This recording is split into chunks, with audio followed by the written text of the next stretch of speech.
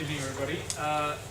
This is somewhat nervy presentation for me. It's the inaugural talk I'll give on a book that's about to come out, called, as you see, Lipstick on a Pig: Why Bailouts Fail and People Power Will Succeed.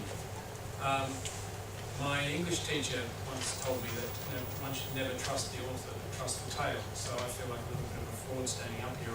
I hope he doesn't see the presentation. Why lipstick on a pig? I guess you're familiar with the figure of speech. The essence of it is that no matter how much money we throw at the financial system, it's still a pig. My background is in online financial services. I helped start Zopa, for example, and through various incarnations have developed some insight, I think, into the alternative means of finance and how much more efficient they are than what we currently have.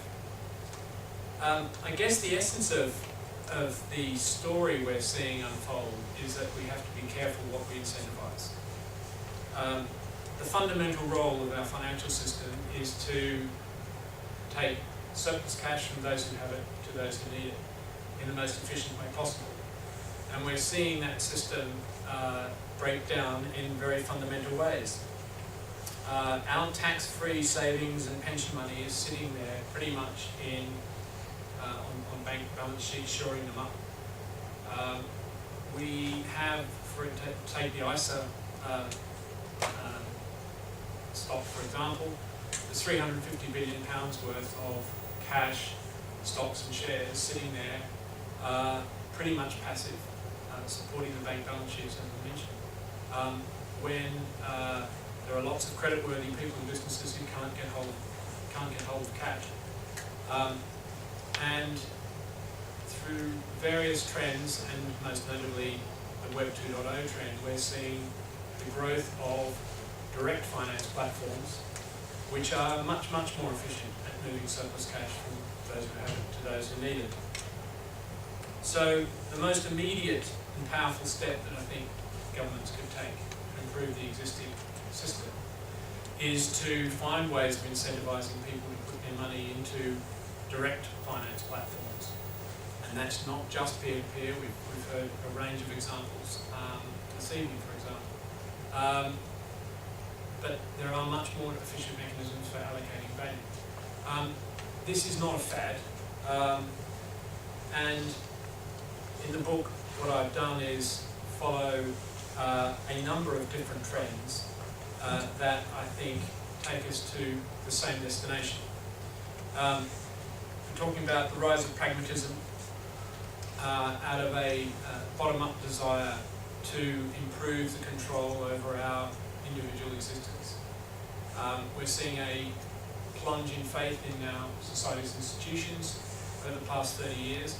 Gen Y, people who were born after the 70s, don't simply trust our institutions because, as their parents always did, they are our institutions. They want to know whether those institutions work. So you'll find young men sitting in a church, virtually in the dark, because it's a nice place to chill out, not because they necessarily believe in God. You'll see our politics unbundled, becoming the focus of single interest campaigns, people signing up, very specific petitions and so on, rather than just voting for the Tory party. We're very concerned about sustainability, and not just from an environmental standpoint, where you can see that those concerns about sustainability are uniting in terms of what we're investing our money in. The desire to support renewable energy, for example, as opposed to just sticking the money in the bank.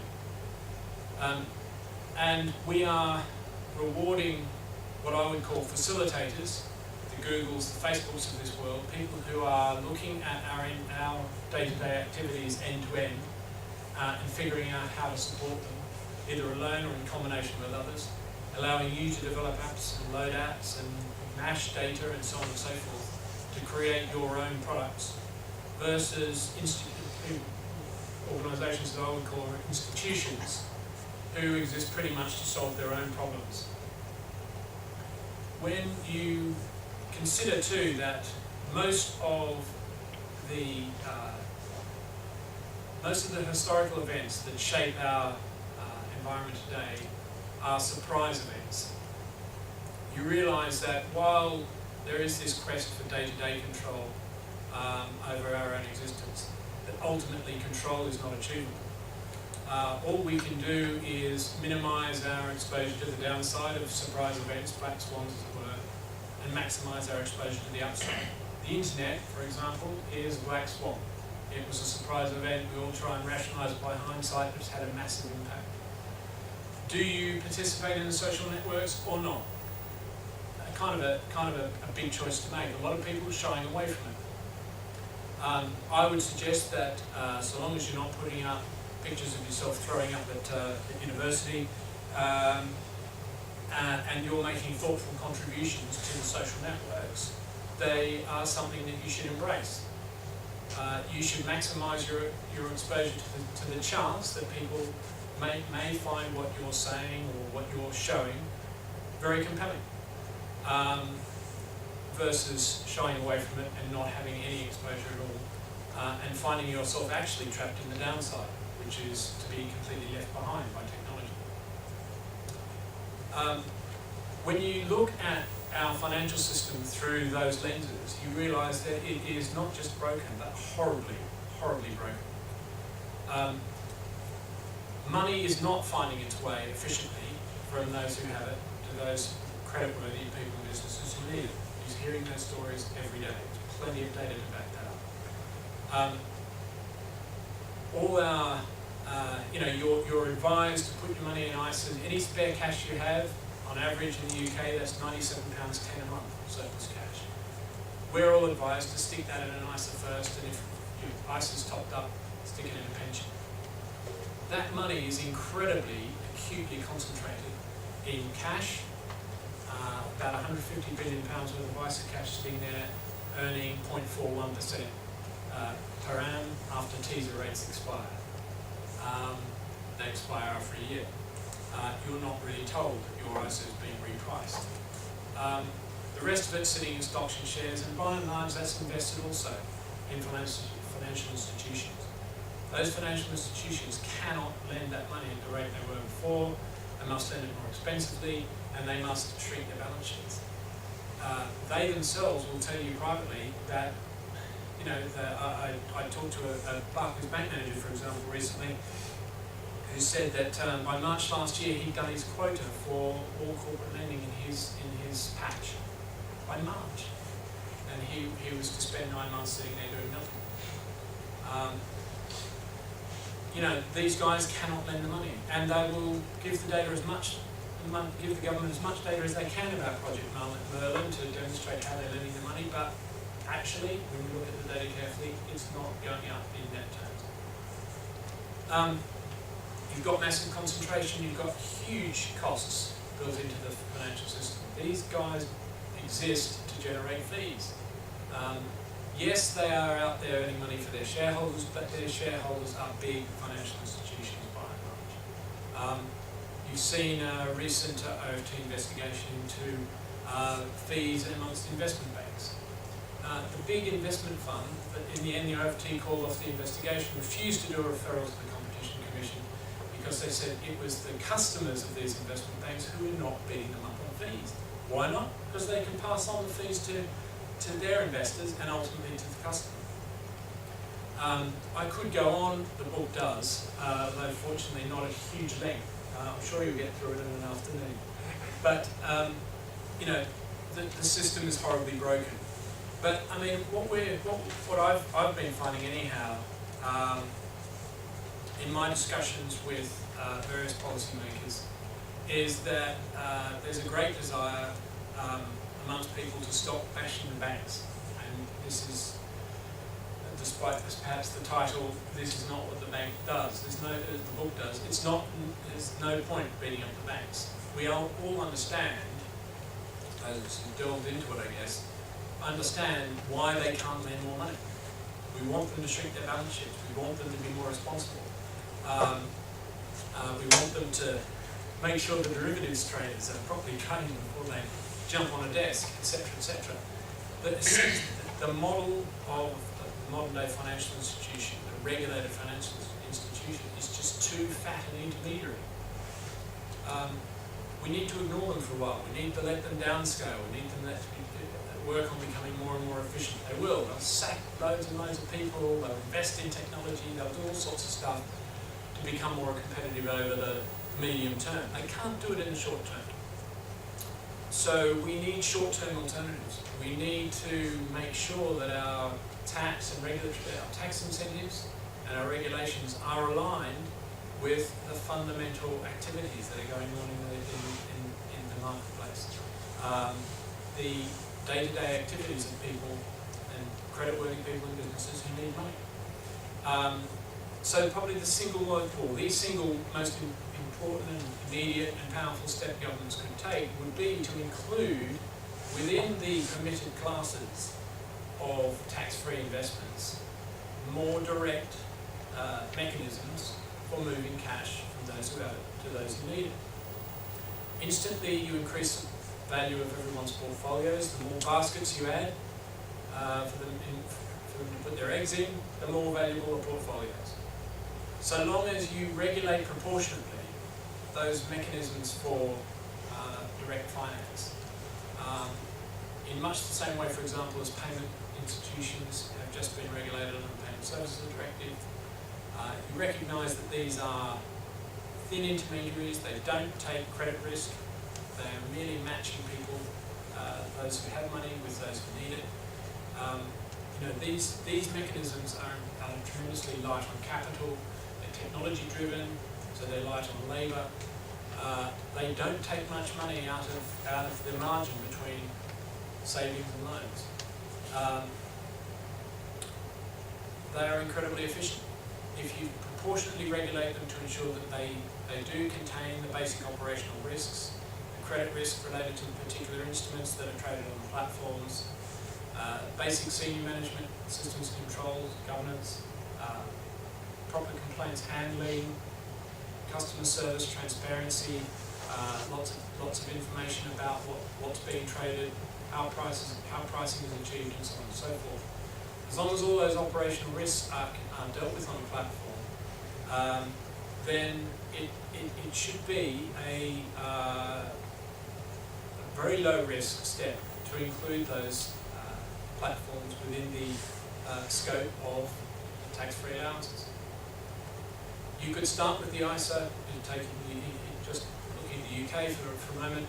You could start with the ISA program. It's £350 billion worth of money just sitting there. You wouldn't need to increase the £10,680 limit that people have.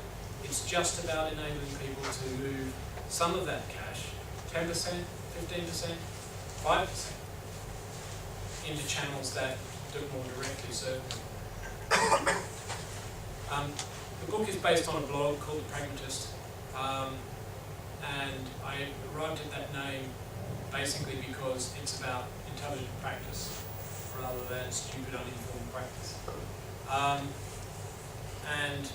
I continue to explore these things, not just in finance, but in politics and various other aspects of our lives. And there will be more books coming out looking at those aspects in addition to financial services.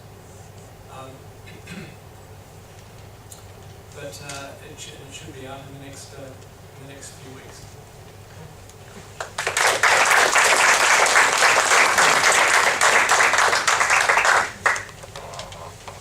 Questions? So just to point, the banks are lending.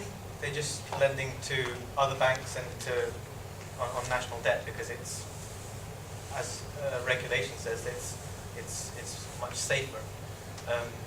The point is, it's all about regulation in politics.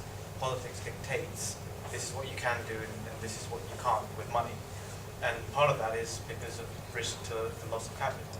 So with direct investments, you're going to need a really sizable pot to aggregate out all the losses, and that's going to be one phenomenal mechanism if someone can define the way. I mean, you said you've only got to put in these operational risk parameters in platforms. That's a massive job. That's if a lot of intelligent people apply themselves to that, that would be fantastic. But it's not going to be so profitable for those people in the middle. If this works and direct investment builds itself up as a platform, you'll find that those who are wealthy and those who are far more intelligent than the masses will game the system to get the vast majority of that out the other end, like they do now. The stock market is supposed to be for the public to invest in companies, but most of the trading, most of the ownership is corporate. I mean, we have pension funds, which is basically stealing money from the masses, providing liquidity for the markets. Who controls it? Well, the corporations do. I mean, I don't really know where to start. The banks aren't lending to each other. So take the Eurozone, for example. They're all putting the money in the ECB overnight. They will not lend to each other. So the banks aren't even necessarily lending to each other. They're lending to their own existing customers who they know are a good bet. They're not lending to new customers. They're refusing to overdraft to small businesses, for example, but they are approving them for quite invoice discounting type arrangements, which are quite healthy in terms of fees. And they go with lots and lots of security. Their approach, I mean, I'm with you in terms of it's hard possibly to scale a direct finance platform for really complex investments, but you don't even need to start with really complex investment techniques to get money moving through the real economy again. Zopa is all about just simple one-to-one loans. It uses credit reference agency data exactly the same way as a personal lending unit in a bank would, but just with a little more personal attention given to the underwriting process. Even though lenders and borrowers' offers and bids are matched on the system, there's still a human underwriting process at the back of it. You're seeing people with very thin credit files who are very, very, very creditworthy getting the loan at a rate that's right for them. You're getting people with sort of C grade credit scores who might be given a loan by a bank at a fantastic rate to help pay for the teaser rate, just being refused a loan. So the pricing is just a lot more granular, but based on the same credit risk techniques. That's fantastically scalable. There's over £165 million lent to date. It's got 27 employees, and some boxes that have the data running on them. So these things are very scalable. They don't take a lot of people. They don't take a lot of processing power. I mean, and you don't need complex instruments to make a real difference. What you do need to make a difference is to recognise the massive tax incentives and subsidies going on to influence where the money goes. Change that and you will unlock a lot of potential. Well, I think the good one we've seen, I'd love your opinion, is the SEIS. So we've had the 50% tax relief for those who invest in startups. I think that's going to do some good. But the point I'd really like your opinion on is, it seems like a lot of technology is being designed now with a specific intention of getting rid of humans from the process to reduce the costs. There's a serious social impact going to be involved in eliminating humans from the equation, which is happening. I don't think anyone can hold it back. Have you thought about this whole these new innovations just they wipe out human jobs? I mean, I think there are two pieces of that. One, I think the other gentleman made the point as well that the rich keep getting richer. The reason the rich get richer is that they have the ability to invest tax effectively, tax efficiently in unregulated investments that we can't get to because we don't have enough spare cash that's tied up in nice bank. So it's important that we get access to unregulated or extra asset classes that the rich currently get access to. I think you'll see that the banks are doing a great job of getting rid of humans from the processes as well as kind of new tech startups. And I think it's a process that is unstoppable. And I don't think it's a reason to stop innovation and stop reliance on technology. I think it's a case of, I think if you allow the flow of capital to where it's needed, people will find ways of financing, the next venture, growing the next big company. What's a real problem for us is when the whole thing just grinds to a halt because all the capital is sitting in a place that's not productive. There's a continual process of change, there's a continual process of people losing jobs and moving to new roles and so on and so forth, and you've got to kind of help that along. And I think freeing the money will help that along. Freeing the money necessarily relies on using technology. I think it's just an undeniable force. Do you think social media will make the banking system more open and enable the money to move to places where it's even more easier? I don't think social media will open up the existing traditional banking space because it's not permitted there on their platforms. You can't access the social media in the banking sphere. I heard a guy from UBS tell me the other day that he's very proud to say that there are 2,000 to 4,000 people on their own in-house social media network. And I said, but there are 100 million people on Twitter. I mean, what's the point? And I think you'll see that those guys may take 10 to 15 years to do it, and maybe one day they will harness the social media in an appropriate way. But I think it's these direct finance platforms which depend on the social media right at the back of that, Web 2.0 if you like. They're the ones that will make the difference in the short term. Sorry, this one. In your quest to change the tax regime, is your enemy the Treasury or the British Bankers Association? I think if there's an enemy, and I don't think it's personal. If there's an enemy, I think it's ignorance. I don't think many people understand out there how the system works. The system's become so entrenched. It's almost a mindset. I had a researcher for an environmental agency the other day want to have a chat, and he said, "Yeah, but ISAs are safe. How are you going to get around the fact that ISAs are safe?" I couldn't believe what I was hearing. I said, "What's so safe about an ISA?" He said, "Well, you've got £85,000 protection on your deposit, for example." I said, "And what does that cost you?" How much more than tax are we going to have to provide and other subsidies to make sure that we have a financial services compensation scheme? And it's a joke.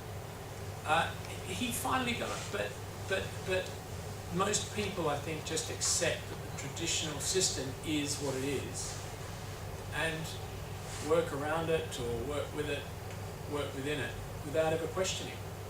And in the book I talk a lot about the death of skepticism, or death of critical thought. I mean, look at the analyst community. Buy and hold ratings outnumber sell ratings 9-1. They should be evenly distributed. Look at auditors. There was a great thing amongst the auditors had I think it's the Financial Reporting Council, I may have got this wrong, it put out this paper saying the nature of skepticism, raising the bar. They have to teach auditors how to be skeptical. It's like telling the cops, don't believe everything the suspect tells you. Sorry. Just a clarification on social media. As you're probably aware, financial services companies are regulated entities. Yes. So it's not that they're not choosing to use social media, but they're not, every correspondence coming in and out of the bank has to be archived. So there are currently a number of solutions in place to allow banks to regulate social media platforms such as socialware, Actions, and hearsay networks. Yeah, I mean, I hear all that, but we're using one, so I know. all BlackBerry messages are in the cloud. I mean, But those are also archived on the back end as well. yeah, I mean, Google's got 5 well, I don't know the figures anymore, but they used to have 5 complete caches of the internet. It's not like, I mean, there are massive audit trails. Betfair has helped clean up a lot of the gambling, illicit gambling, for example, just by providing an audit trail of who's laying odds. I mean, I hear what you say. There is some regulatory challenge around the use of social media in the financial institutions, but there's also a massive lack of No response to a system, though. I mean, you might argue that the massive human capital that sits inside banks has been extremely effective at dehumanising money and banks.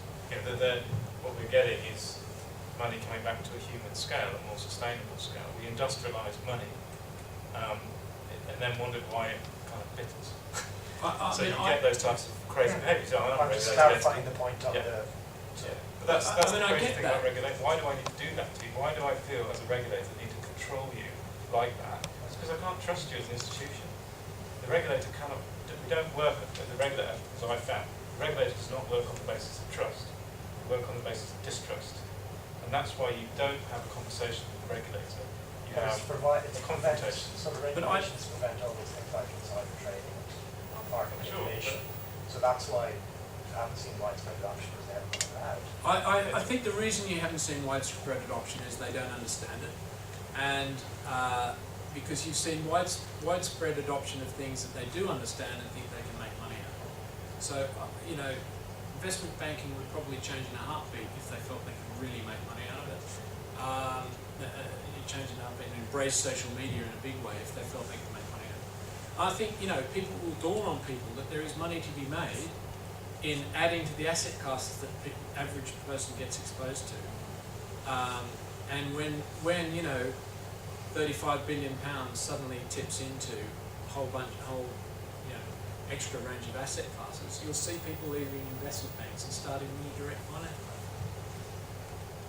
They'll realise that social media can be empowering. And if these are simple products that are not open to be gained in the same way as, say, some of these listed regulated markets are, then the scope for abuse of market abuse and so on goes away. You can't insider trade on Zopa. Should we take one more, Simon, do you think? You mentioned that the enemy is ignorance, and I think I wholeheartedly agree. Maybe the route to getting people to realise that direct finance and other reallocation capital is better by just showing in comparison. So you put your money in a cash ISA and you're getting a negligible return if you discount inflation. Whereas in direct finance you're getting a better return because it's a little bit more risky. But maybe that side-to-side comparison with what they use now and what they'd get with a direct finance product will maybe enlighten people a little bit more. Well, I mean, you are seeing, a trend in the growth of direct finance platforms. People are getting a better return, but it's not tax-free. If you made it tax-free, it will go nuts. Sure, but even if you discount the tax, it's still a far better return. It's a substantially better return without. Sure, but that's what you need to educate people on. The tax thing is a gimmick.